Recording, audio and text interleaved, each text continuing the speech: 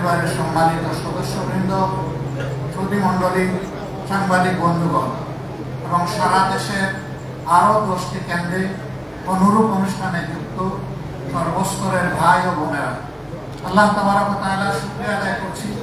আল্লাহ রাব্বুল আলামিন শাহাদাতের সিঁড়িতে এই বাংলাদেশকে আস্তে আস্তে মুক্তির মঞ্জিলের দিকে পথ দেখাচ্ছেন। এটা আমাদের দিল সাক্ষী দিচ্ছে এবং আমরা আশাবাদী বাংলাদেশ মুক্ত হবে ইনশাআল্লাহ। কিছু ইতিহাস মানুষের জন্য হয় আনন্দের, কিছু হয় বিষাদের, আর কিছু হয় গৌরবের। বিশেষ করে জাতিকে মুক্তি করার আন্দোলনে যারা জীবন দেন, অতীতেও এরকম যারা দিয়েছেন, 47, 71, 52, সর্বশেষ এই 24-এ যারা জীবন দিয়েছেন, তাদের ইতিহাস হচ্ছে গৌরবের। শহীদ পরিবারগুলোর জন্য কান্নার ইতিহাস, দেশবাসীর জন্য আল্লাহ শুকরিয়া আদায় করেন। 24-এর 5 আগস্টের আগ পর্যন্ত এরকম একটা আয়োজন আমরা কিংবা কোনো বিরোধী দল কল্পনাও করেন। এমনকি সমাজের যারা বিশিষ্ট ব্যক্তিবর্গ, যাদেরকে মেম্বার অফ সিভিল সোসাইটি বলা হয়, তারাও সাহস করেন। পেশিবাদী সরকারের হাতে সত্যিকার অর্থে মুক্তিকামী সমস্ত মানুষ ছিলেন মুসলিম। দেখা জামাত ইসলামী দল, এদেশের আপামর ওলামায়ে কেরাম, বিভিন্ন রাজনৈতিক দলের সম্মানিত নেতাকর্মীবৃন্দ, সমর্থকবৃন্দ, এমনকি সাধারণ জনগণ। আজকে যে ক্যামেরাগুলো জাতির সামনে এই বক্তব্যকে তুলে ধরার জন্য এখানে অংশগ্রহণ করছে, তারাও পেশিবাদের থাবা থেকে মুক্ত ছিলেন। ওই সময় তাদেরকেও জীবন দিতে হয়েছে, কারাগারে যেতে হয়েছে, রিমান্ডের নামে নির্যাতন ভোগ করতে হয়েছে। বিদেশে বসে যারা বাক এবং কলম যুদ্ধ চালিয়েছিলেন দেশের বুকে, তাদের আপনজনকে হেনস্থা হতে হয়েছে, জেলে পুরা হয়েছে। এক্ষেত্রে নারীদেরকেও ক্ষমা করা হয়, যারা নিজেদের পবিত্র জীবনটা বিলিয়ে দিয়ে আমাদেরকে এমন একটি পরিবেশ করে দিল। আমি তাদের সকলের হৃদয়ের ভিতর থেকে গভীর শ্রদ্ধা এবং আন্তরিক কৃতজ্ঞতা জ্ঞাপন করছি। মহান মাবুদের দরবারে দোয়া করি আল্লাহ তাআলা তাদেরকে শহীদ হিসেবে করেন। সম্মানিত ভাই এবং বন্ধুগণ, দেশ আমাদের সকলের, যে কথাটা আমরা সবসময় বলে আসি, কিন্তু দেশের পাহারাদারি করার দায়িত্ব নির্বিশেষে সকল নাগরিকের। এই কাজ কিছু লোক করে, আবার কিছু লোক নাগরিকের শান্তি কেড়ে নেওয়ার জন্য অপকর্মে লিপ্ত হয়।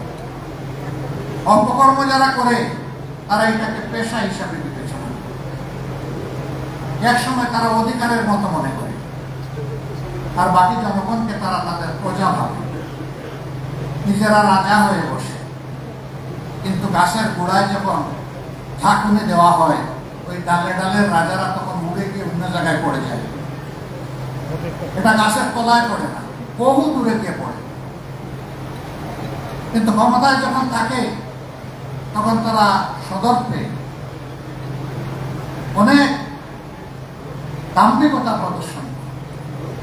আল্লাহ তাআলা এই সমস্ত দাম্ভিকদেরকে ছাড় দেন, কিন্তু আল্লাহ তাআলা ছেড়ে দেন না।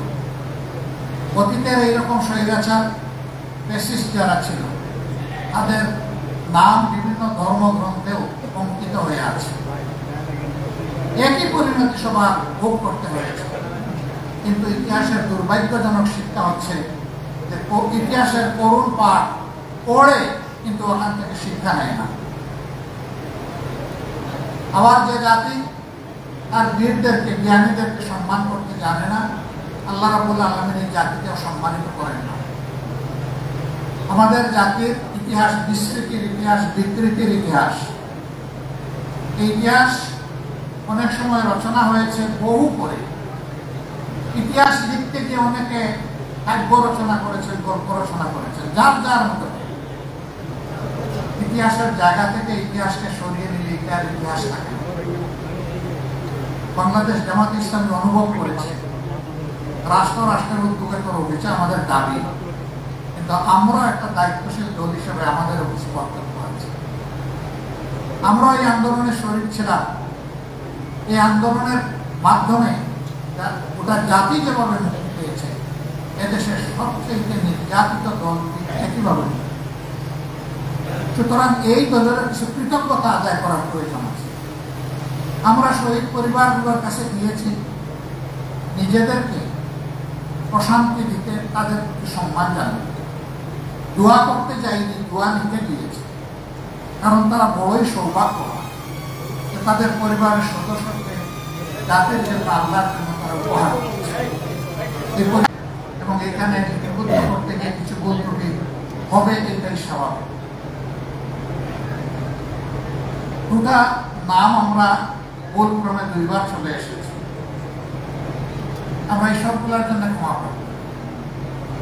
আমরা সচেতন পাঠক মহল এবং শহীদ পরিবারের সম্মানিত সদস্যবৃন্দের কাছে বিনয়ী অনুরোধ জানাবো, তাদের নামটা এখন পর্যন্ত আসেনি, তারা আমাদেরকে তথ্য দিয়ে সহযোগিতা করবেন। যে তথ্যগুলো লিপিবদ্ধ হয়েছে এখানে নিশ্চয়ই ত্রুটি আছে, ত্রুটিগুলো আমাদেরকে আপন হাতে ধরিয়ে দেবেন। আমরা ইনশাআল্লাহ অনলাইনের মাধ্যমে এই ইতিহাসকে গোটা বিশ্ববাসীর কাছে পেশ করব এবং মেজর সবগুলা ল্যাঙ্গুয়েজে পেশ করার চেষ্টা করব, শুধু বাংলা নয়, যাতে করে বিশ্ববাসী আমাদের বীরদেরকে জানতে পারে। বীরদের কৃতিত্ব এবং তার আশেপাশে আরেকজন সদস্য নাই, সেই ছেলেটাই দুনিয়ায় নতুন ইতিহাস রচনা করলো।